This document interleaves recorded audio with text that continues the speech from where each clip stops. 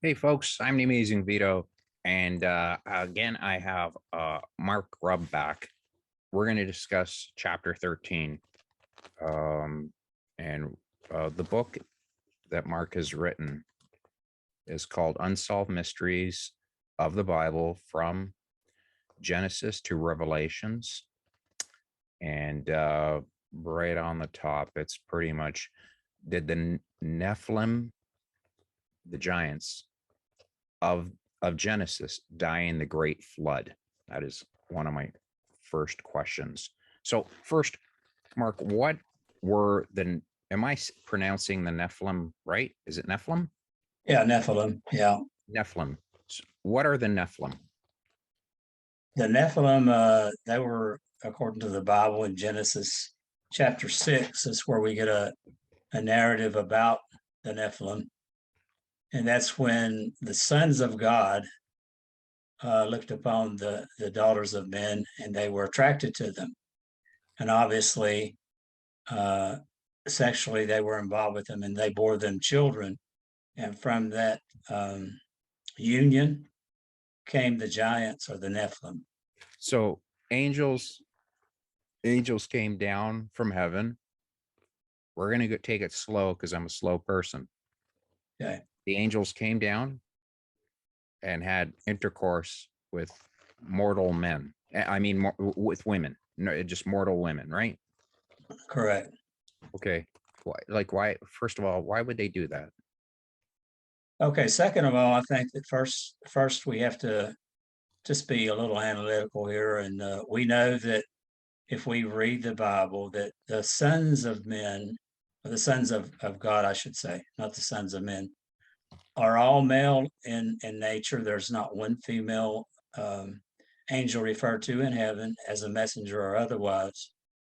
So they were made in God's image, and you can have a ton of arguments that God is really a woman. I've heard that stuff, but anyway, there's nothing to suggest that at all. And if we go to the first person ever created, who was Adam, he was made in God's image. So therefore, we assume, and that assumption goes on to be almost a conclusion with this is that they were male and they God's male. So But, but Mark, wouldn't God, like with the angels, wouldn't, if they were all male and they had male tendencies, right? Like you want to, you see a woman, if you're, if you're, wouldn't God say, like I had, a pet, and I felt kind of, whatever. Like I just, wouldn't God just sit there and go, they're all guys. I got to have some women for these angels, my guys. You know what I mean? That's the part that kind of, because he would know if he's all seeing, he'd know that they were going down and having intercourse with women, right? He would know that. He would sit there and go, wait a minute, they're going down there and having sex with women, and then the women gave birth to giants, right? yes, See that's the part that when you know something bad's gonna happen.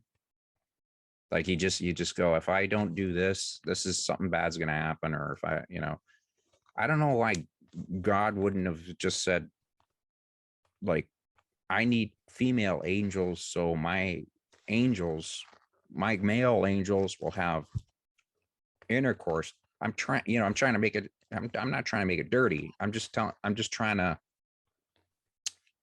saying, if God is all seeing, he would see that the angels need to have a female. They need to have females. So, and then he would know, hey man, you're going down to earth and having intercourse with females. To me, um, yeah, that I would just say, like, how did God let that slip? Like, how did he sit there? Like, how did he not? Why, why did he? Why couldn't he just said, that's a no? Or hey, if you want women, I'll make you women. Like, you don't need to go down there. Okay. Uh, that's my, if I were God. I'd be like, the boys need to have fun or whatever, they want to procreate, whatever. It's normal, right? So that is the question. So, you see what I mean by there's so many questions? Like, why would he let that happen? Having them come down and have sex, and then out of the having intercourse, they gave birth to giants. That is very and God would know all this. Like he'd be, he would see this. He would know that this is going on behind his back, essentially. This reminds me of the story of, are you familiar with Zeus? Like their legend, the Greeks and Romans, Yes. what they believe. So Zeus, if he found a woman attractive, he would disguise himself as, they would say, an animal, or it was always something perverted or sick. And he would disguise himself. And then the woman that he had intercourse, that he found attractive, that's how Hercules came about. He had powers of, it's kind of similar to that story where kind of a god would come down and have intercourse with human. I understand. Well, if you'll recall during our first discussion, I touched upon the fact that, first of all, we have to establish in the beginning, and that's where we are here with this chapter. It begins in Genesis, is that all the hosts of heaven, like I just said, that God created the angels were all of the male species of angels, okay? They weren't carnal. They didn't have carnal lust. This narrative that happens here in Genesis 6, it really is an assumption on our part, but God doesn't really have to explain everything in and of himself. But here's the notion. The notion is the fallen ones, the angels that were cast out of heaven. They didn't come here on their own accord. They were cast out by God after the war in heaven, a third of heaven, which nobody knows that number. So they were evil in their thinking to begin with. There again, free will coming into play. Oh, so So they weren't they weren't the good angels. exactly, they had made up their mind that they would, in their arrogance and their rebellion, that they would rebel against God. And there again, they only were capable of doing it because they were given that power of free will. So the fallen ones is what we, even though it doesn't say the fallen ones, it says the sons of God, the angels, the fallen ones, that had to be the fallen ones, looked upon the daughters of men, and they lusted after them. They found them attractive. So that is why they laid with the daughters of men, that they were the fallen angels. Okay. And then They they then God found out and turned them into, did God destroy them? No, the narrative there again, we're writing on it one word of free will. What happens is we see in Genesis 6, okay, that's why I go into a lot of detail about the flood. We see that the question was in the chapter, did the Nephilim or the giants, did they survive the great flood? So, and that's something I always wondered about, because the giants were also seen after the flood. So a lot of people were assuming, because they were the children of angels, that they could survive this great flood. But Genesis 6 plainly says, and chapter 7 of Genesis plainly says, that nothing survived except Noah and the other souls who were in the ark, and of course the animals that were taken on board. But they appear again in Numbers, in the book of Numbers, coincidental enough or whatever. It was chapter 13, I think 32 through verse 33, something like that. Pretty sure of that. Where the spies of Israel were sent into the land of Canaan to see if the land was fit for their occupation, if it had resources and had fruits, so on and so forth. And they said they came back all afraid, terrified. And they said, well, basically, what's the problem? There's giants in the land. They looked upon us like we were grasshoppers. And there was also, I won't get into that, but there's also, Go back. The people were seeing these giants walk around.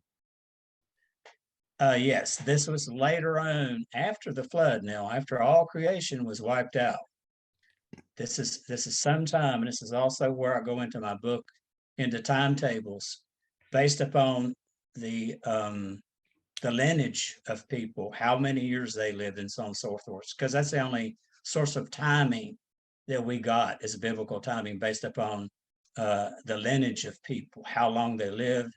Like how many sons did Noah have? Well, we know how many they have. We know how long they lived. So there, from that time on forward, you can come up with a calculation of how much time passed before the destruction of the earth the first time, and before, the creation of Adam to the destruction of the world in Noah's day. So you can actually, but getting back, see, I'm going all over the place because, like you said, this is it's hard because that's what I was telling you earlier. It's very, because there's questions on top of questions. Right. That's the part that, I mean, for me, God would have seen these, did he, the ones that were cast out, right? The cast out of heaven and then ended up having intercourse with regular women. Were they turned into demons? Like, were they the demons? Well, they were, because, well, they were self-made demons because of their, well, this is an example, that they wanted to lay with flesh. They were spirits. And of course, the Bible goes on in other places to say they can transform themselves. There again goes back to your Greek theology and myth, that they was able to transform themselves into anything. So they could appear as a regular man or whatever. I'm sure they had that power, and they had the will to do it. So they had unnatural feelings for these women made of flesh. But where did they come from? That's there again. I mean, in the beginning, when nobody really knows when the beginning was, when God made the created the angels, but there was no such thing as a woman, period. Earth hadn't been created. So, then the first person, of course, was Adam, who was a man. And then after that, then the daughters of men of carnal flesh began to inhabit the earth. Didn't God sit there and see that Adam was alone and said he needs a woman? Right? That's how Well, he made Eve. well, there again, Adam had free will too. Adam asked, he said, basically, Adam said, hey, what about me? Yeah, it was I like, see everything has a mate, for Adam, he's like, it's been COVID for how long can I be in this garden by myself for, wearing this bloody mask? Hey, send me somebody, you know? Uh Right. I mean, I understand he has manly desires, right? I don't, does it say anywhere in the Bible that people freaked out when they saw these giants? It does in Numbers 13, but that's after the great flood occurs. That's my point. The Nephilim. Okay, first of all, you have to, we have to just make it clear the Nephilim weren't supernatural at all. They were of great mass and stature because of the DNA or whatever you want to call it between, an angel and a human woman. uh, that's what happened. That's what transpired from that interaction, of having a sexual contact with one another. But the Nephilim themselves were flesh. There was nothing godlike about them except their stature. not that that's godlike. We think of gods and Zeus. You want to go back to Greek, all that mythology, as huge people of giant stature. But in Numbers, it really does. It says you can just take that one verse in Numbers 13, 32 and 33. And when they were asked, the spies were asked, what in the world, what are you so afraid of? And I said, no, the land is inhabited by giants. We are like grasshoppers before them. Now that's a heck of so you can only use your imagination to see how or think how tall were those things, how tall were those giants? And another question, there again spurns from that question, were any of them female? The answer is no. And there again, that has nothing to do with this chapter, so I won't really get into it. But anyway, but yeah, that's where we see the terror of just the pure sight of one of these giants inflicted Could you upon. imagine a giant, like being married to a giant woman and you were late coming home?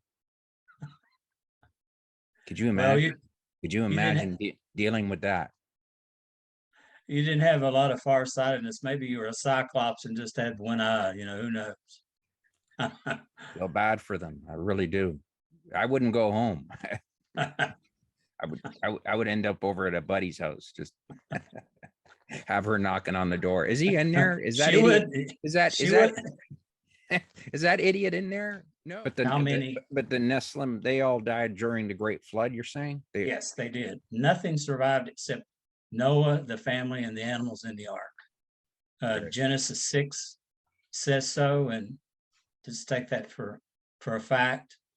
But anyway, I actually explain how many feet per hour or per day that the rain started to rise and how long it took it to recede. And that's too detailed to go into during our little discussion today, but a lot of things, for example, after I estimated the rate of rainfall during the 40 days it got sent, okay, for it to go that high over top of Mount Everest, we realized that the ark had to remain afloat for 3.5 months or 110 days after the rain stopped. So that's the detail of the things that I get into. I know this sounds bad, Mark, but I could show it to you. I got it's kind of like a wolf trap. I got one of those babies that I use during my act. And if you don't move your hand, or if you don't know anyways, I can't really explain to you how it works, but it hurts. It hurts. And I set that up in my bag. And if anything, because they make a mess, they destroy everything. And let's put it this way. One guy came in with my trap on his hand.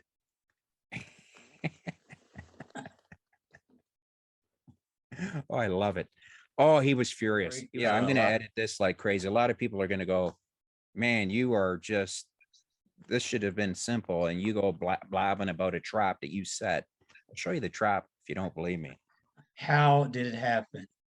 And what come from it? So the giants were there. And that was a question that I said, well, how in the world? First of all, we see these giants appearing in two different places in two different dispensations, time frame of the world. One before the flood, and one after. Again, they appeared again, even though they're, like I've made the point before, they're mortal. They're not gods. They're not angels. So how did this come to be? And of course, at the end of the chapter, you read that they redid the same thing later and were discovered in Canaan, in the land of Canaan, by these Israeli spies that were spying on the land to see where they could settle.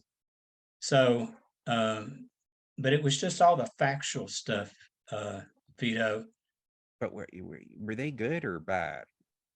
Like, were they just giants? Just you just stayed away from them, or Well, for whatever reason, none of us know. There's no record of it. Although uh, there have been graves, great no, mounds of dirt that's been unearthed, um, where there has been skeletal remains of quote giants. Okay, that's actually been unearthed. Um, and then some say that, of course, I saw that years ago, and then all of a sudden you try to find it, you try to Google it, you can't find it. What happened to it? There was actual pictures there when there was no software to, you know what I'm saying, to change pictures or to evoke an image that oh, really wasn't there. like Photoshop kind of stuff? Yes. Yeah, it didn't exist then. No, I've seen those pictures. I'll put a couple of those up, but I don't. I think that they were somebody must have photoshopped them because I know what you're talking about because I looked into. I've always been fascinated with giants, so I looked into that, and I think, Mark, that they were. I mean, it's totally up to you, the viewer, uh, to look these things up and judge for yourself. But I think that um, they did find graves of men that were close to 8 or 9 feet. Now, if they're 8 to 9 feet tall, and they would consider somebody that was back then 5 feet to be big, an average people back then were not tall, you know. No. So if you were 5 feet and there was a guy that was 8 to 9 feet tall, that would be considered he'd be a giant, right? Oh yeah. So that I think that or a basketball player. So I think that's what you're talking about. But I've seen stuff where because I looked into it and they had like they had a skull. It must have been about this big, and just the skull alone. I mean, the skull was this big, and I thought, "Oh, this is fantastic. I love mysteries. I love And I looked into it, and I think somebody photoshopped that, and I'll put a couple of those up. I'll show you those pictures, and you could see what I'm talking about. I'll try and find the right ones when I edit this, put it up, and then you could see. I don't know. I think some were photoshopped, and I think, but they did find these guys that were like 8 to 9 feet tall for real skeletons. Yeah. Uh, That's what I'm referring to. okay, all right, because those were real, and those if back then if believe it or not, if you were to see a 9 foot person, you're not even 5 feet tall back then. That's almost twice the size of you. That would be considered a giant, and you would not, I would consider, and again, this is another story, I would think, I mean, Mike Tyson says it best. If you ever get the chance, it's called One Night. It's a great boxing. It's on YouTube. But he says, "What is David? What is King David? He had all these great victories, all these fantastic, amazing victories. He beat all these people, but what is he remembered for? Goliath. That's all people really remember. David taking on Goliath. Goliath was a giant, right? Goliath must have been about 9 feet tall. And back then, I don't care who you are, you one slap from that guy would kill you. It'd break your neck. So It'd be like a grizzly bear. it would be. It truly would be. It wouldn't even be a fight. It'd be like you taking on a toddler. a toddler attacking you on your leg. That's what it would be like. Even if that toddler had a knife, sword, it didn't matter. You're going up against somebody twice your size. It probably has a strength of about 5 to 6 men. You're not, you could literally grab you. I remember a scientist did a study, a real scientist, and he said what this is what a person like that can do. They could pick you up, grab you from, this is going to gross you out, grab you from arm to arm and rip your arms off physically. That's how strong somebody like that would have been. That's terrifying, you know. So that's why I'm always fascinated, and that's why I asked Mark about the Nephilim, because I always thought, in the story of the Bible, was Goliath a Nephilim? And he wasn't, but he was considered a giant. He was 9 feet tall. That man, He was a big Philistine. big Philistine, and everybody knows that story. But that's the thing that I'm trying to say is, people remember that story. You could a lot of people know King David, all of his like, he won so many battles. But the one thing that people remember him the most from is Goliath, when you take on a giant and you beat him. That I always loved that story, because I just thought that is just, can you imagine beating a giant? The noise. Yeah, he would come out and taunt the Israeli army, like, who's going to come up to challenge me today? Well, that's what I would do. That's what I would do, and that's what that's what I mean by being humble. Nobody's humble anymore. He got humbled. they all got humbled that day. Man, that must have been a sight, though, seeing him walking through his army, to have a giant as your backup. That would put fear in any army, because you would be sitting there looking over, sitting there going, do they got a giant over there? Yeah, they sure do. And guess where I would be? I would be on my horse, heading home, because I'm not going to deal with a giant. I'm just not going to, I'm not a coward. I'm just, all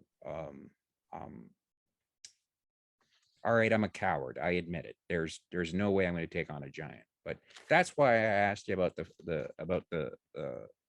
about chapter 13, was because I've always been fascinated with the giants, and I always wanted to know,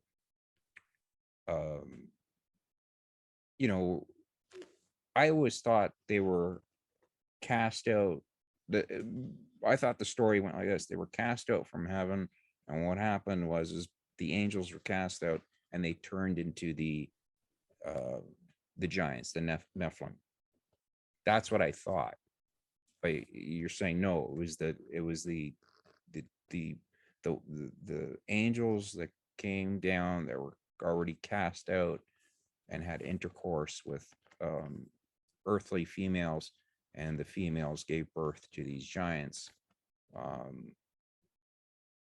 You just hope that they didn't come out giants. I mean, you got a 9-pound kid.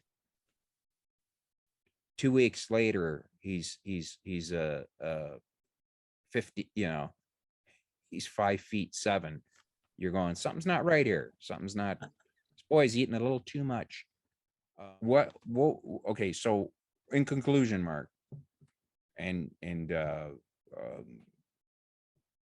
what would you say? That's what wiped out the Nephilim, was the Great Flood, and then you're saying that's it. Like, they never showed up after that. But in scripture, does it say that they show up? And you're saying no, that's impossible. Like, is that what you're saying? No, Okay. what's brought out there, first of all, just real quick, overcap of this chapter would be, first of all, how the Nephilim come to be. That was fallen angels having sexual intercourse with the daughters of men. Okay.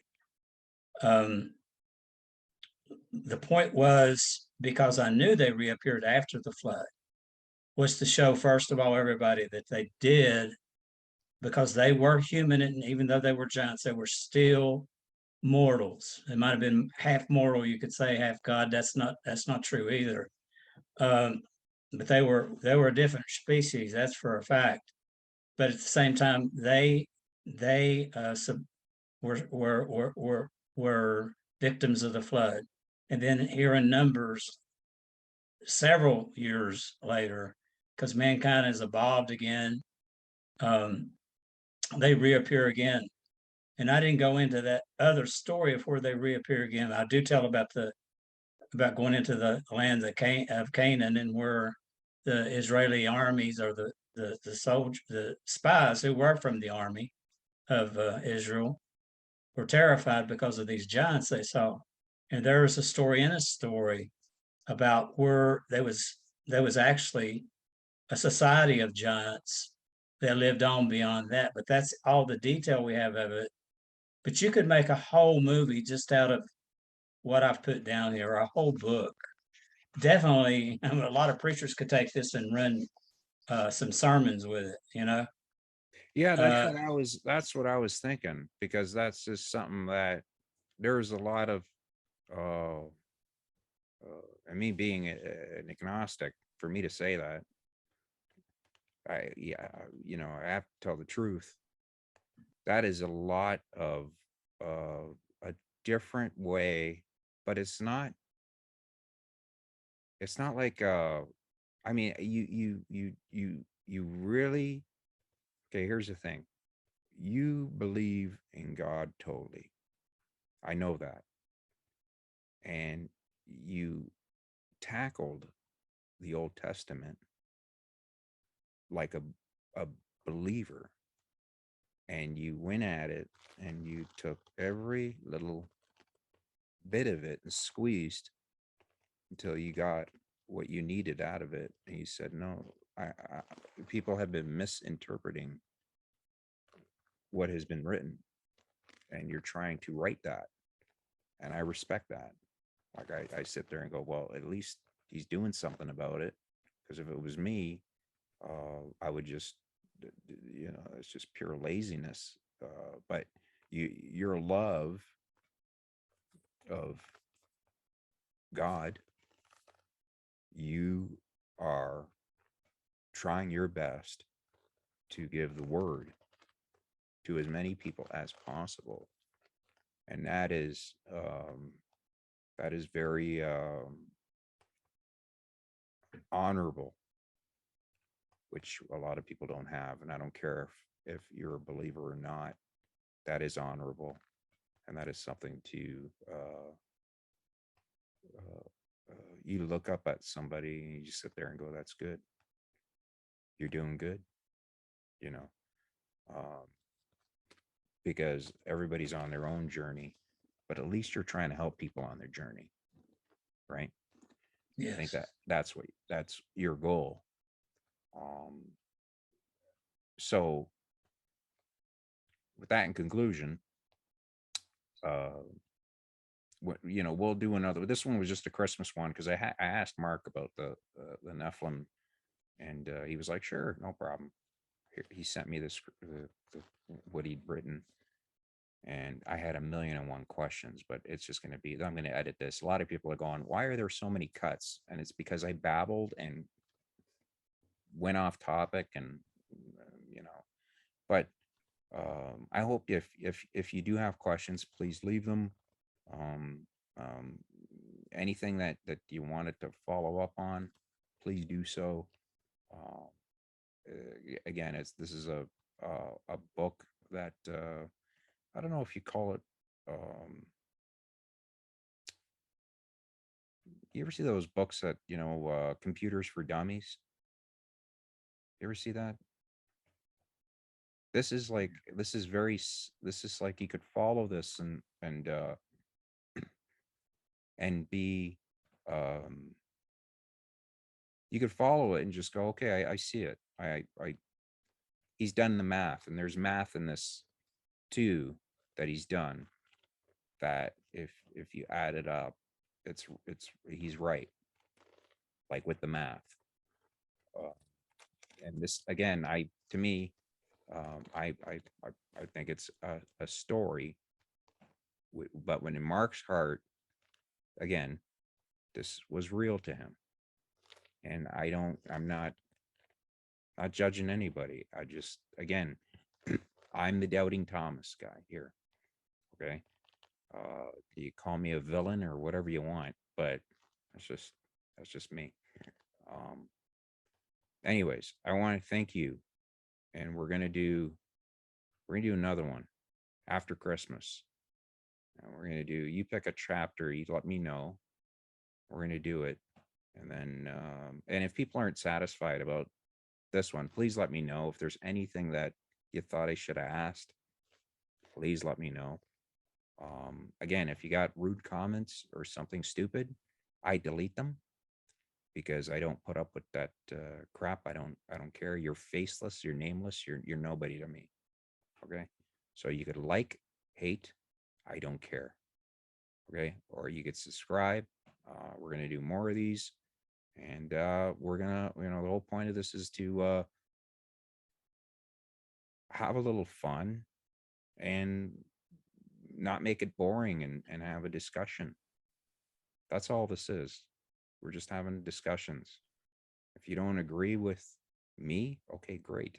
If you agree with Mark, good. If you don't agree with Mark, okay. But these are discussions, these are questions. All right. Um, so, anyways, Mark, in conclusion, did you want to say anything? I wanted to at least give you the last word. I just hope that the viewers understand that even though this is a condensed chapter of a lot of research, and like you said, a lot of math, there's much, much more in this book that's you and I will never get through with interviews, not in 2022. If we Yeah, I did told one, you that. I told yeah, if we did one a week, we would never get through it. But as a reader, once the book comes out, again, the name of the book is 3-in-1, subtitled um, Mysteries from Genesis to Revelation, unsolved, I should say. Um, and you might disagree that it's not unsolved at all. You have your own theory about it, but you're not really arguing with me. If you really look at this, the scripture that I put down there, you're arguing with God, not with me, because he's the basis of he is my resource. He is the basis of everything I'm writing. And I'm just putting it in some kind of a, I don't want to say anybody's dumb or anything else, but there are so many things that I missed that I have discovered in the research of this book that I'll look at it and say, how how did you miss that? Some of it's simple, and some of it is like, it's like some of these movies you see, where these mysteries are, and they're puzzles, and you have to put the pieces together. If you're too um, academically lazy to do it, I've done it for you. All you got to do is look at the research notes, which is scripture, and read it for yourself. Uh, well, he's right there. He's added it up. He's revealed something I never knew before. So I think we get a lot of pleasure out of the mysteries, Vito, the discovery, discovering different things that we didn't know about, even characters of the Bible, like David, like Goliath himself. You know, but anyway, that's what I like to convey to the audience is the book is probably about 4 months out from being published. Okay, so we're not premature at all. What we're doing, we're not giving really teasers. It's not really teasers. We're just trying to feed you some of this knowledge that's there. And then you can digest it yourself, and then you decide how it tasted. That's Yeah. basically what I'm trying to do. No, and I understand that. I totally understand that. All right. So before I go, just give me 1 sec, Mark. I gotta get some. Okay. Where we were? We are. Great. So, yeah, I wasn't lying. Right. Wow. Anybody ever go through my suitcase? That's what you get. All right. That could break your arm, right? But it can bust your hand. But yeah, so with that thing there, that being shown, I want everybody to have a Merry Christmas. I want everybody to have a safe Merry Christmas. And believe it or not, I hope that you treat each other with respect and kindness. And thank you, Mark, for your time. Okay. Thank you. All right. Be safe. Okay. All right, Merry Christmas. Merry Christmas to you too.